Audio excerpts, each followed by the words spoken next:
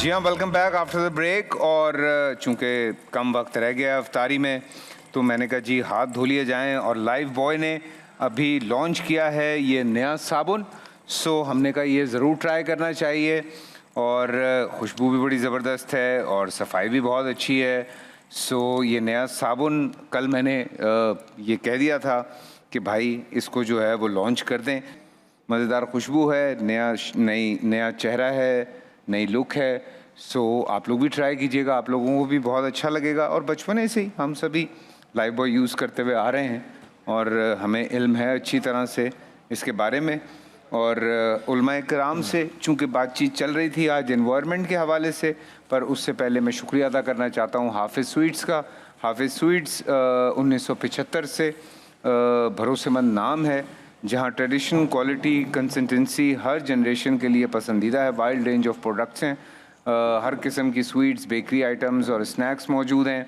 اور تقریباً پورے پاکستان میں آپ آن لائن منگوا سکتے ہیں, پاکستان سے باہر یو کے, آسٹریلیا اور جہاں پہ بھی آپ چاہیں وہاں پہ بھی اویلیبل ہے. سو حافظ سویٹس تھینک یو, آپ افطاری بھیجتے ہیں ہم لوگوں کو, آپ کا بہت بہت شکریہ.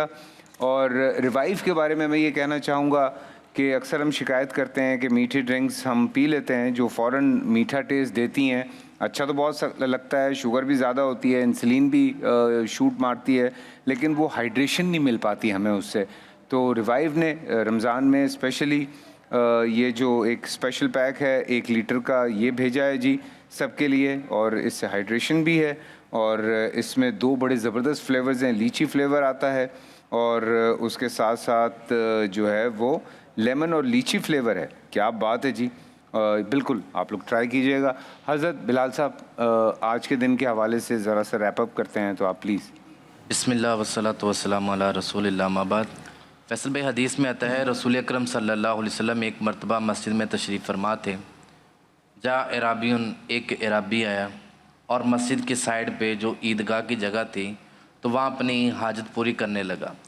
تو صحابہ کرام نے جب دیکھا نا تو اسے پکڑنے جانے لگے. تو رسول اکرم صلی اللہ علیہ وسلم نے سب کو روکا, فرمایا رک جاؤ, اگر تم ابھی جا کے اس کو روکو گے نا تو اس کی صحت کو نقصان ہوگا. آپ دیکھیں وہاں مسلمان عید پڑھتے ہیں, وہ مسجد کا حصہ شمار کیا جاتا ہے. اس قدر رسول اکرم صلی اللہ علیہ وسلم دوسروں کا خیال کرتے. ابھی اس نے کلمہ بھی نہیں پڑھا, مسلمان بھی نہیں ہے. صحابہ کرام جو اسے پکڑنے جا رہے تھے, آپ نے فرمایا رکو, اسے اپنی حاجت پوری کر لینے دو.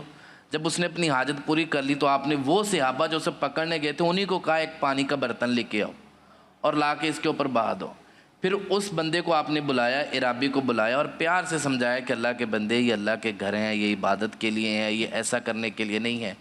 تو قربان جائیں اس عرابی کے اوپر بھی اس نے فوراً آپ کی بات کو مانا اور ایمان لے کے آیا اور بعد میں دعا کی کہ اللہ صرف میرے اوپر رحم کرنا اور محمد رسول اللہ صلی اللہ علیہ وسلم پہ, یہ جو مجھے پکڑنے آئے تھے نا ان کے اوپر نہیں کرنا. تو رسول اکرم صلی اللہ علیہ وسلم نے فرمایا بھی اللہ کی رحمت کو مختص نہیں کرو, یہ عام ہے تو اسے عام ہی رہنے دو. ضرورت اس سمر کی ہے اپنے بھائیوں کا خیال کریں, ضرورت اس سمر کی ہے یہ جو کچرا آپ کے پاس ہے اسے محفوظ مقام پہ پہنچائیں. اور سندھ حکومت کی بھی یہ ذمہ داری ہے. میں نے پنجاب میں یہ چیز دیکھی ہے, پہلے تو نہیں تھا لیکن اب جو ہماری سی ایم صاحبہ ہیں گاؤں دیہاتوں تک لوگ پہنچ گئے ہیں فیصل بھائی کچرا اٹھانے. 1.5 لاکھ لوگ کام کرتے ہیں صفائی کے حوالے سے گاؤں دیہاتوں. میرا ایک گاؤں سے تعلق ہے, بہت پیچھے ہے شہر کے, وہاں تک لوگ آتے ہیں روزانہ صفائی کے لیے. تو شہر میں بھی ہونا چاہیے. اللہ تعالی ہم سب کے حال کے اوپر رحم فرمائے. حضرت یہ پیڈ کانٹینٹ نہیں ہے, یہ صحیح بات کر رہے ہیں, لوگ گواہی دے رہے ہیں اس وقت کہ آپ زیر لب مسکرا رہے ہیں نا, لیکن یہ حقیقت ہے. ظاہر ہے کہ کہتے ہیں کہ کام کرے گا وہ لاؤڈر دین ورڈز. بالکل. تو جو وہ کام اس وقت چیف منسٹر پنجاب کر رہی ہیں تو مجھے لگتا ہے کہ وہ لوگوں کو نظر آ رہا ہے, اس کو اپریشیٹ کرنا چاہیے. تقی صاحب جی بالکل, حقیقت یہی ہے کہ جتنی باتیں کی گئی ہیں اگر اس میں سے آدھی پر بھی عمل ہو جائے تو بہت غنیمت ہے اور بہت بڑی بات. کیا بات کیا, ورنہ ہم جتنی بھی آیات سناتے رہیں, جتنی بھی احادیث سناتے رہیں, جتنے بھی واقعات اور حکایات بیان کرتے رہیں, اس کے بعد وہی کام کرنا ہے جو پہلے کر رہے ہیں تو ہماری باتوں کا کوئی فائدہ نہیں.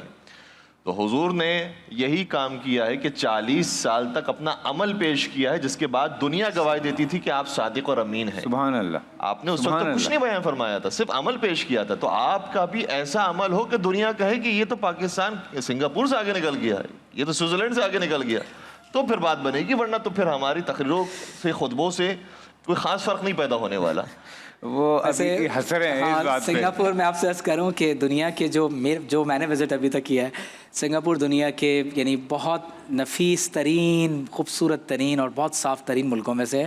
اور اللہ کرے کہ مسلمان کہیں تو ایک شہر بھی ہو جائے کر لیں اور اس طرف چلے جائیں. شہر نہیں، میں کہتا ہوں گلی محلے کو کر لیں، اور باہر کا انوائرمنٹ صاف کریں گے تو شاید اندر کا بھی ہو جائے. بالکل بالکل. اور دوسری بات یہ ہے کہ جس طریقے سے ایک انڈسٹریلائزیشن ہوئی تھی اور اس میں مسلسل انڈسٹریاں رکھنا شروع ہوئی تھی، اور اس کے بعد ہم ایک آرٹیفیشیل لائف کی طرف چلے گئے تھے. ظاہری طور پر ہر چیز خوبصورت نظر آ رہی تھی، پھل بڑے بڑے ہونے لگے، جانور جو ہے وہ اب چاق ہونے لگے اور بڑے فربا جانور کو قربان کرنے لگے. لیکن بعد میں اندازہ ہوا کہ جتنا یہ آرٹیفیشیل کام ہم نے کیا تھا یہ غلط تھا. دوبارہ سے اب دنیا جا رہی ہے نیچرل لائف کی طرف. بالکل. اور ہر فروٹ اور ہر چیز جتنی نیچرل ہے اس کی ویلیو بھی زیادہ ہے، اور جتنے امیر لوگ ہیں اب آہستہ آہستہ وہ نیچرل لائف کی طرف جا رہے ہیں. آرگینک. تو ہمیں بھی جو الحمدللہ پاکستان ایک زرعی ملک ہے اور اس کے اندر ہر چیز نیچرل ہے، تو جو چیزیں ہمارے اچھی ہیں اس کو آپ کیری آن کیجئے اور اسی نیچرل لائف کے اوپر رہیں، اور جو چیزیں ان آرگینک اور آرٹیفیشل ہے اس سے پرہیز کرنے کی کوشش کرنی چاہیے. اور حضور سرور کائنات نے جس طریقے سے مثال بھی دی گئی کہ ایسی روش اختیار کی ہے کہ آج مسلمان کچھ چیزوں میں تو مجبور ہے کہ وہ آرگینک رہے. نماز فرض کر دی گئی اور ہر نماز سے پہلے آپ کو وضو کرنا ہے، تو پانی تو آپ کو اپنے منہ پہ ڈالنا ہی ہے، پانی تو اپنے ہاتھوں پہ لگانا ہی ہے. پھر ہر جمعے کو کہا گیا کہ غسل انجام تو کم از کم جمعہ ہی مستحب غسل کر لیں، وہی بہت بڑی بات ہے. پھر آپ کی ایکسرسائز نماز کے ذریعے بطور خاص ہو رہی ہے. تو اتنی چیزیں خود دین اسلام کے اندر جڑی ہوئی ہے صفائی اور ستھرائی کے حساب سے. اور پھر یہ حدیث رسول بھی موجود ہے کہ النظافت من الایمان، کہ نظافت ایمان کا حصہ ہے.